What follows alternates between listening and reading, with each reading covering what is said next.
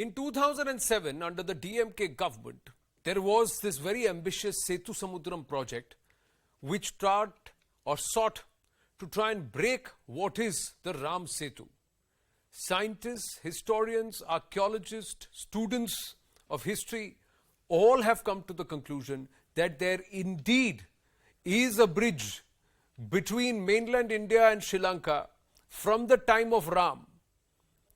And there was one man who moved the courts to say, call this a heritage site, you cannot break this down, this is our heritage, this is our itihasa.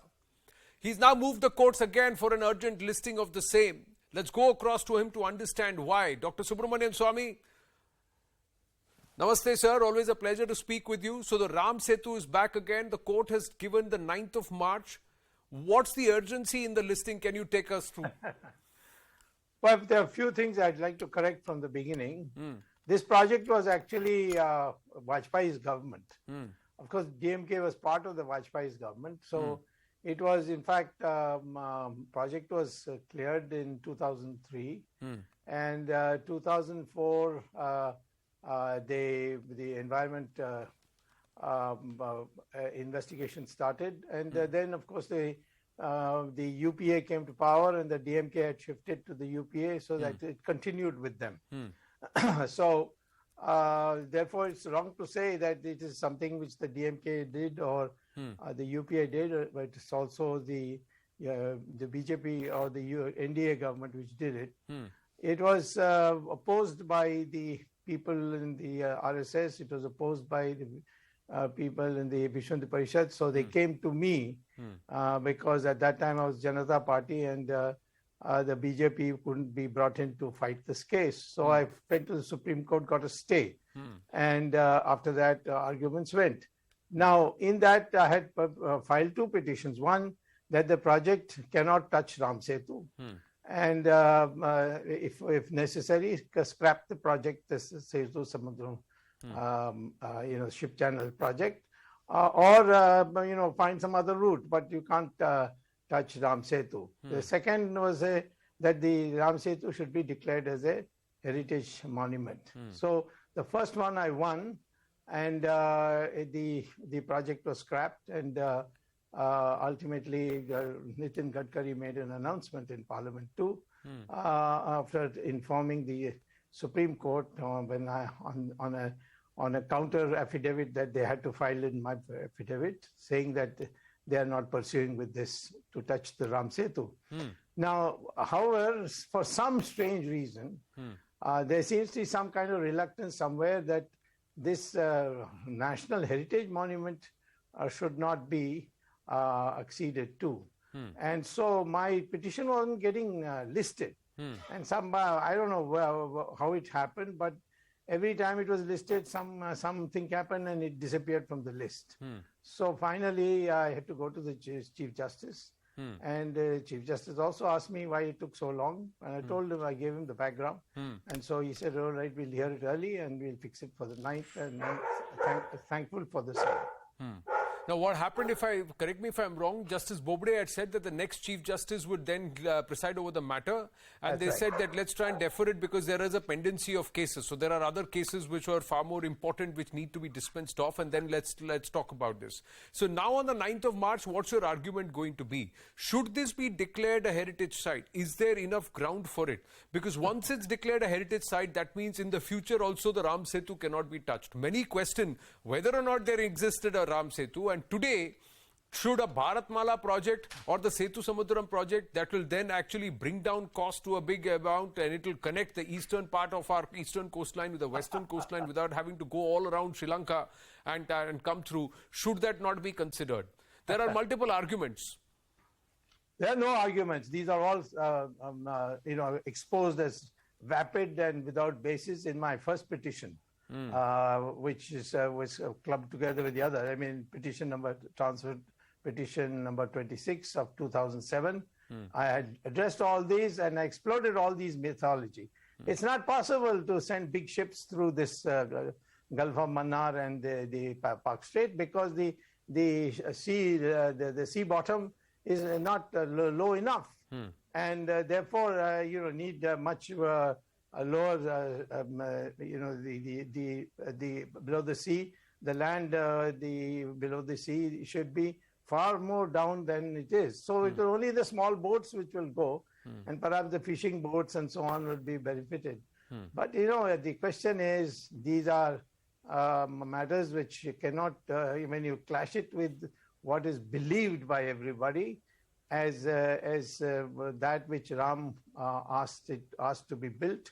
It was built by Hanuman's brother Nala, was the architect, and it is man-made. It has now been explained and researched by noted geologists, and they have in the Geological Survey of India, and they have declared it to be a man-made. And now NASA has also declared it as man-made, and many others have declared. The Western media has also publicized it as the wonder of wonders. If you really want to send things up from Kanyakumari to Chennai without having to go around Sri Lanka, then put a railway line through along the coast, and that's much cheaper. That's one of the arguments I made in the Supreme Court.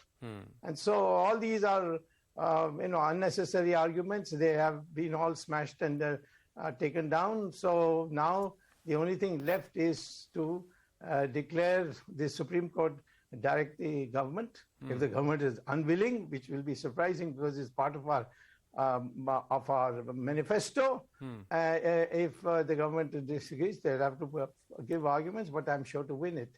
There's a movie that's going to be made around Ram Setu. Akshay Kumar is championing that project, and it should be released very, very soon, sometime late 2022 or early 2023. But my question to you, Dr. Swamy, is why is there a reluctance to even declare this as a heritage site if this is indeed the Ram Setu?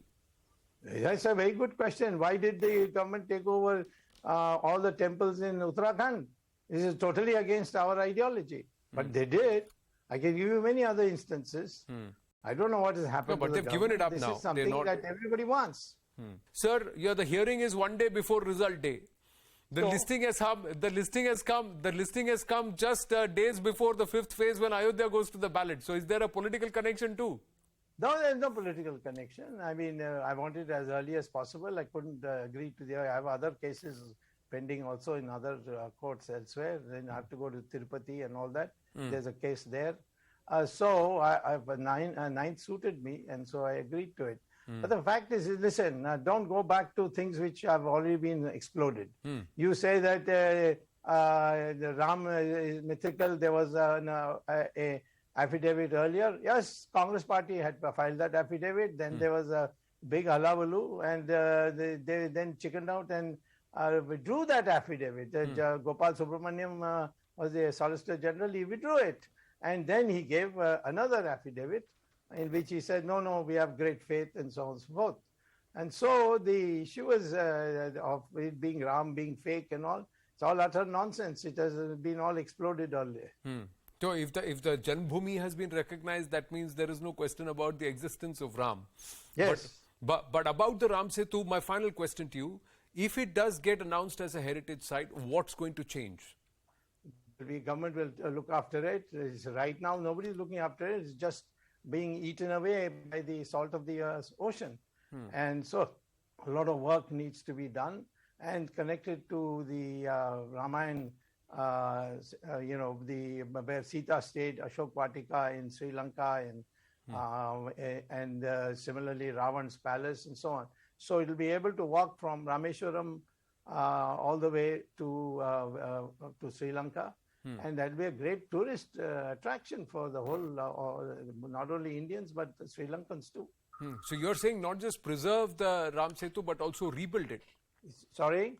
You're saying not just preserve the Ram Setu, but rebuild it? No rebuilding, just renovating it. There's no question of rebuilding it.